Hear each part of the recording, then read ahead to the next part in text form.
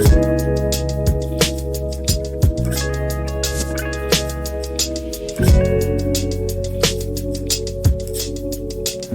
my name is Grant Zubritsky, and I've been a session musician, a music director, and a producer for the last 15 years. I've toured the world, performing in 35 countries on 5 continents, with such artists as Chet Faker, Tegan and Sara, Mitski, Dua Lipa, and Maggie Rogers, to name a few. For some of these artists I've mentioned, I've acted as the music director. Today I'm here to talk a little bit about that role and the responsibilities that come along with it. First off, let's define what a music director is. The easiest way to think about a music director is that they're the person responsible for translating a piece of recorded music to a live performance. Now, there are a lot of different aspects that go into successfully music directing a performance or a tour. If you are capturing the essence and the vision of the band or artist, the people that create the music, then you're succeeding in this role. Everyone I've ever met that is a music director comes from a slightly different background. They might have come up in music as a producer, a DJ, a band member, a songwriter, or a touring musician such as myself. Whatever your musical background is and whatever your taste is, you can use that to your advantage to capture a band or an artist's vision for their live show. At this point in my career, I always try to elevate the music and bring a new perspective to how a song is performed. Maybe that's breaking down an arrangement, or trying 2 songs, tying them together that are similar tempo or relative keys. In any case, the goal is to have the fans really feel their favorite song, or convert a passing concert goer into a new fan of the artist's music. Maybe you are your own music director, in the sense that you write the songs and produce music, and you want to translate that from your recording sessions to the live show. And maybe you're not totally sure how to do that.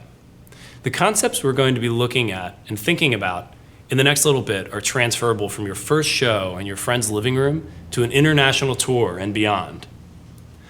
There's lots of ways to take a recorded song and play it live. Maybe you're breaking it down and playing it acoustic, or rethinking a song recorded with just voice and piano with a full band and a string section. Whatever the case may be, there is probably an aspect of technology. Definitely in recording the song, but probably in the performance as well. Today, I'm going to assume that there is some element of technology in place, whether it's a click track for everyone to stay in time together, or pre-recorded audio in playback that complements what's already happening on stage. Let's open up a playback session that I've started in Ableton Live, and let's get into it.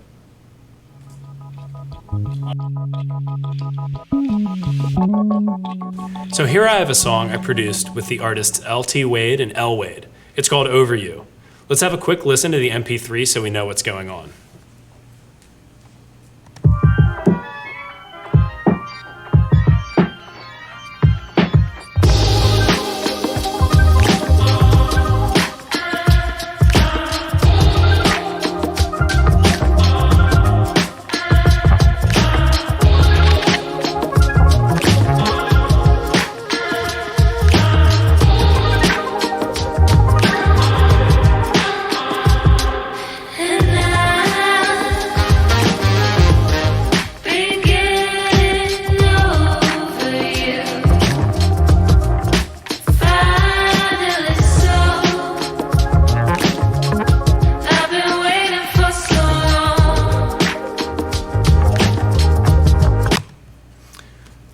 Okay, awesome.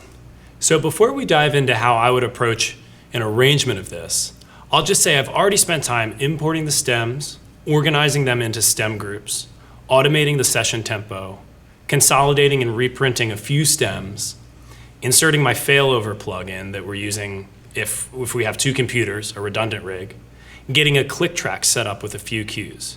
Some simple tech things that are going to get us into a good spot where we can start thinking musically about the arrangement. I used a really common music production word there. I said organizing the stems. For those of you that are wondering what a stem is, that's what we call one part or one file of a recorded song. So let's check out a stem. We're going to pop down here into the instrumental group. Let's look at the keys reference here. Okay, that would be a stem, just this one keyboard part. Or down here we have the synth treats. So really just one part of our song. That's what a stem is. All right, let's make up a quick scenario here, what's going to inform our arrangement of the music. What is the instrumentation of the live band? Let's say for this gig, we have a drummer, a bassist, a keyboard player, and a singer. So 4 musicians total. And the singer, they're just going to sing. They're not going to play any instruments. So we'll utilize those 4 people, and then we're going to use stems here in the playback to supplement those 4 people on stage for a full performance. It's good to note that even if you're not using track or playback for a performance, I think pulling the stems into a session to break down parts is a great way to start and to make sure that you're capturing all the important details of a song. I like to start by getting my drum arrangement planned out. Let's have a look at the stem groups and see what makes sense to designate to the drummer and what makes sense to leave in as part of the percussion track. Within my percussion group, I've already separated some stems that make sense to be performed live. Let's have a listen to what I feel like the drummer should cover.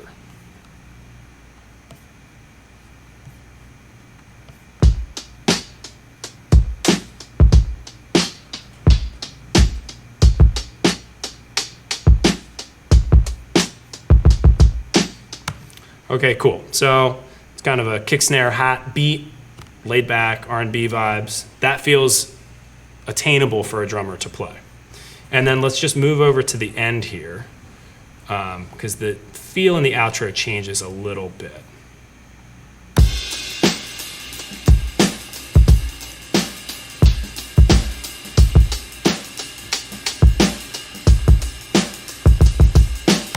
So here at this outro, there's 2 different cymbals happening. There's the hi-hat and there's the ride.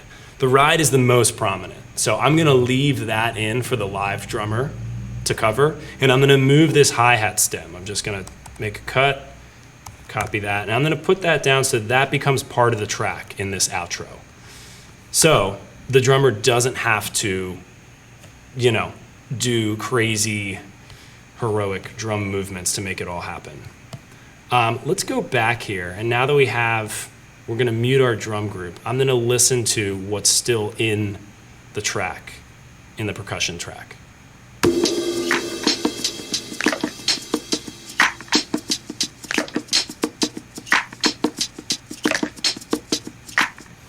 Okay, cool. I'm gonna go ahead and mute a couple things, like this sizzle cymbal. That's something that the drummer can do. And now the next 2 things are these hi-hat stems. They sound really cool.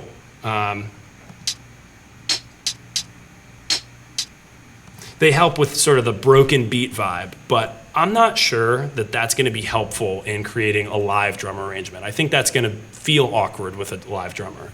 So I'm gonna go ahead and mute these for now. And I'm gonna leave them in the session. I'm not gonna delete them because we may wanna come back and use them after we've heard the song in the room to see if the drummer is getting that vibe, getting that swung R&B thing. So let's listen to our percussion track one more time.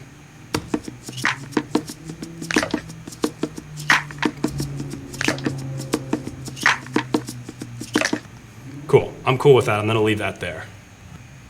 So I would use the same approach with each stem group, honing in on what I think is the best use of the musician's playing and what feels right in the track. Let's move over to the instrumental group and have a listen to what's happening harmonically in the song.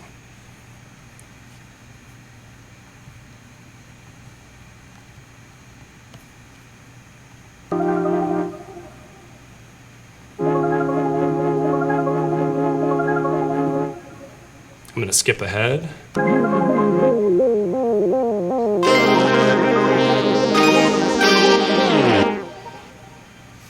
Okay, cool. So, this main profit part here that I have up in the keys reference, to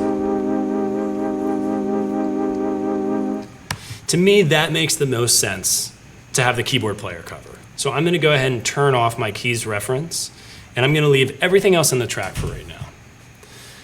My first inclination here would be to have the keyboard player cover that because they can participate more as part of the rhythm section. There's a lot of harmonic mid-range happening here. We're looking at synths and strings and woodwind parts, and I think that having the keyboard player jump around to try and cover all of that is not going to be the best use of that person in the band. We're going to leave that all in the track. So let's check out the ending though, because there is a really specific lick that I'd like to add as part of the keyboard player's role.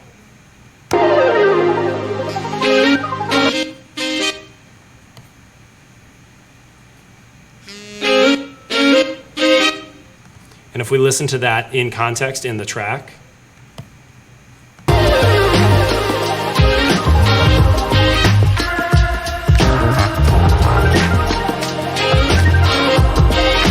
it's sort of the prominent instrumental feature there at the end of the song. If the keyboard player can grab that lick in addition to the chords, I would choose that, but I'm not sure I would take it out of the track. And that's because I want to keep that flavor of the violins and the saxophones as part of the recording, part of the essence of the track. And I think that that's part of the music that you don't want to get rid of. That's not going to be a sound design part on the keyboard player.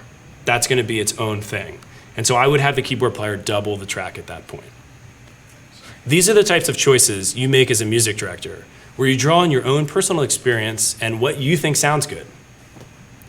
Quickly, let's have a look at this Vox chop stem that I have in the instrumental group.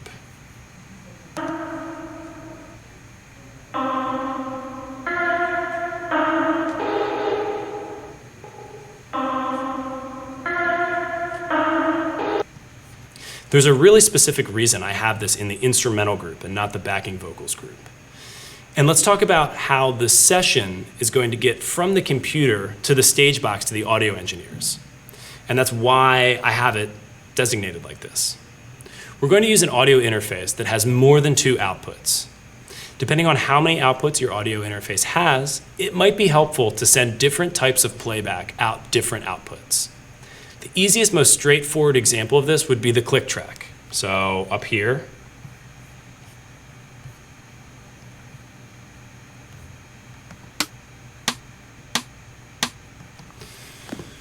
now we don't want this coming out of the main speakers, so we want to keep that separated from the main audio. We're going to send that click out a different output from our audio interface. Same is true for our stem groups. Particularly when performing with a sound engineer that you work with and trust, it's helpful to have those stem groups separated. And that means that we can apply the same concepts that we have here in our session at the front of house console, meaning things like grouping the live drums and the percussion track together, compressing and affecting it all together as a group, just like we have the percussion group in our session, made up of different stems. This is going to give us the most cohesive mix and prevent it from sounding like a track show or in the box. Now I'm ready to bring in the next song in my session. Let's say this next song is at 110 BPM. The very first thing I'm going to do is get the tempo of my grid locked in so that when I import the next song's stems, they should quickly line up. Now I say they should because there are always bounce errors, and when you're getting stems from another person, another mix engineer, they might not give you the type of separation you want, or they might make a mistake in bouncing. And this is just all part of the job, seeing what you can make work with what you have. Sometimes reprinting stems is costly and not totally feasible for our project. Anyway, let's get back on track. Let's change our session BPM for our next set of stems. So I'm just going to come down here and I'm going to enter automation mode. And I am just going to add an automation point for 110 BPM for my song tempo. So now this next area of my session, song number 2, this is all going to be at 110 BPM and ready to import new stems. I would do that by probably adding tracks at the bottom of my session, bringing the stems in, then organizing them into the stem groups so that it's really straightforward where they go, and then when I go to bring the click over, I've done the click as a MIDI clip in a drum rack. Meaning, I'm just going to be able to copy and paste that, and it's going to adhere to the new grid. Again, we'll double click on this. Just have clicks in a drum rack there. You can certainly do your click with an audio track, but you're going to have to keep warping it, and lots of warped stems get heavy on the computer CPU, creating a higher chance of audio dropouts. Now you're ready to import your stems for the next tune and repeat that whole process for the next song in your show. Something that I skipped over that is worth touching on at the end of this section is sound design. This comes up in every project, whether it's lots of musicians playing instruments or lots of tracks. Spending time as a musician figuring out how to replicate sounds is valuable work that I would tell anyone to spend time doing. In a 45, 60, or 75-minute set, there's going to be lots of tones and sounds, particularly for keyboardists and guitarists. And if you have the tone ready to go and you're able to convincingly replace a stem, the better off your show is going to be. Sound design is a whole other course and set of skills, and it's really fun. And if you're new to all this, I'd recommend trying out something like Sound Gym, which is a website which covers frequencies and wave types. There's also plenty of free synthesizer plugins that will work with your DAW.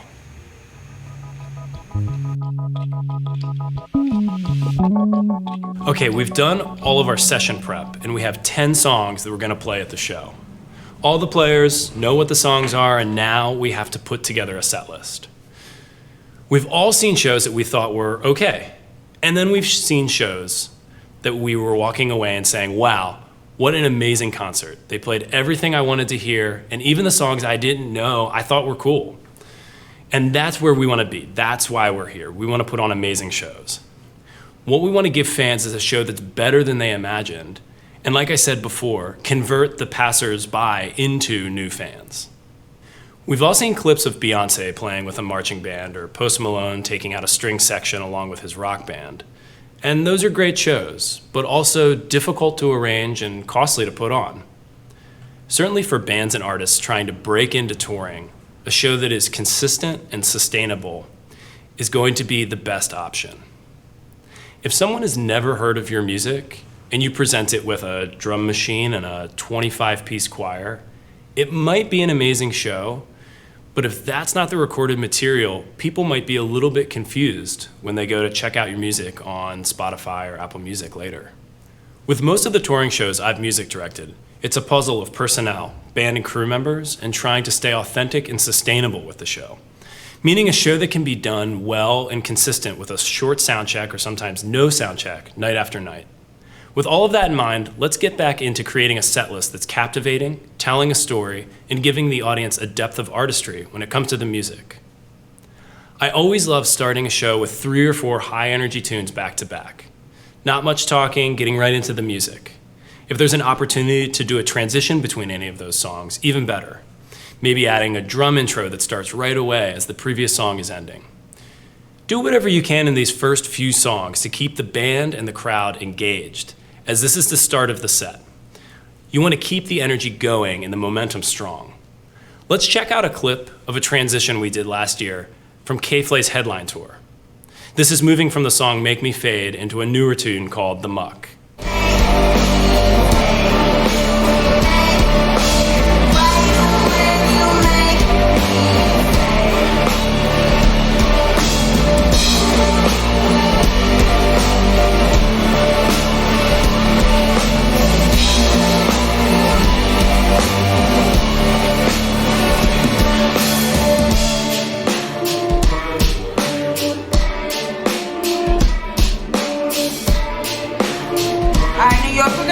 Song for you, it came out last week, it's called The Muck.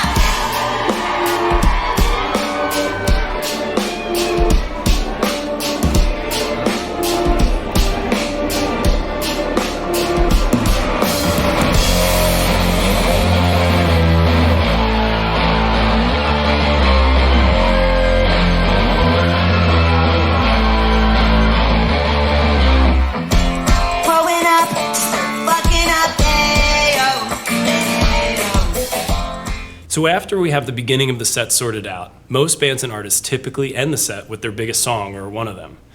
And this makes sense on a lot of levels. Everyone on stage is warmed up and will play the song well, and it keeps the fans and the crowd around waiting for their favorite song. With this idea in mind, that you'll want to start and end the show on a high note, now let's talk about those middle few songs.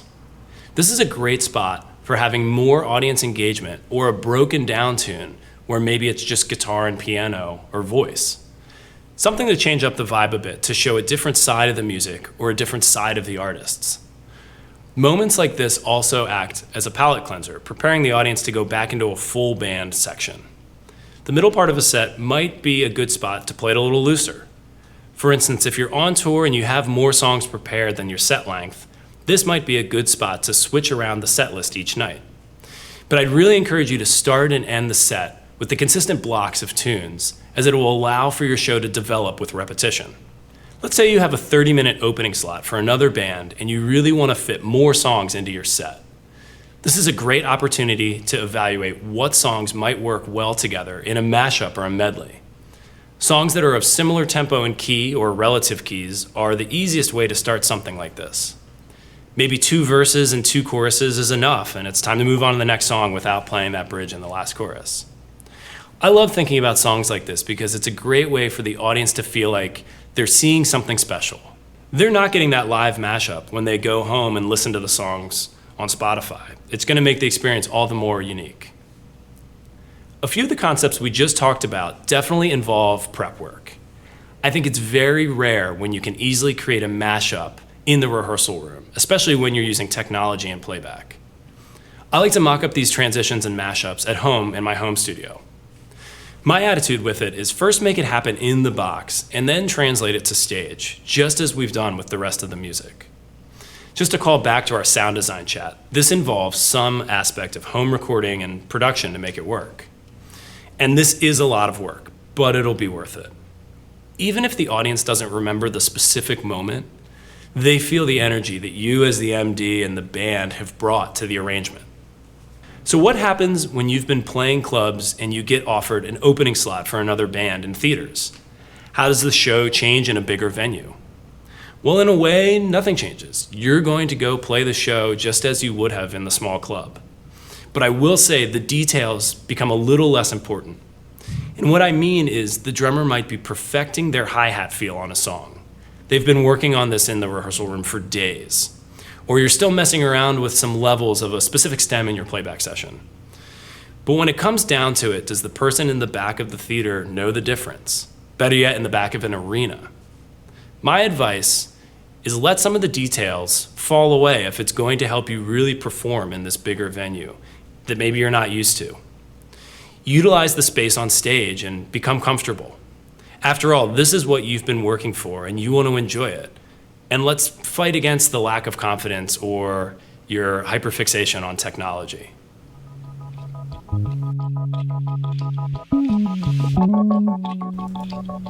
Let's step back for a second and remember where we came from here.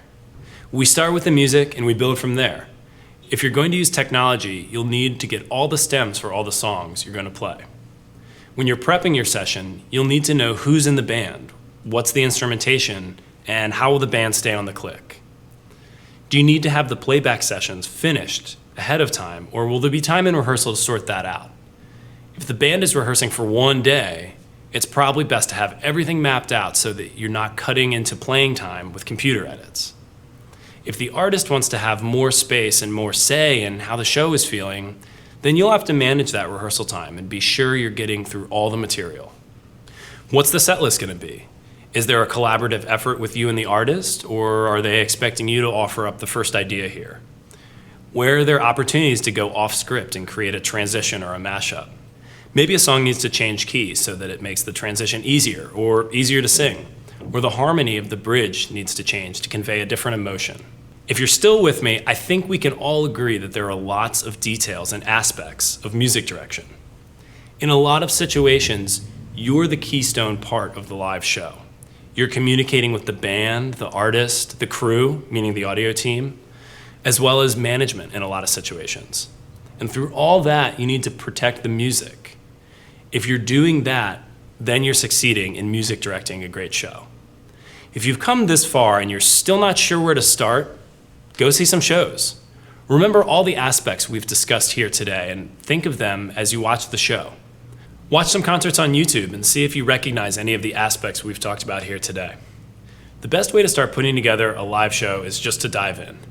I'm Grant Zubritsky. Thanks for watching my Music BC Jumpstart Foundations Masterclass.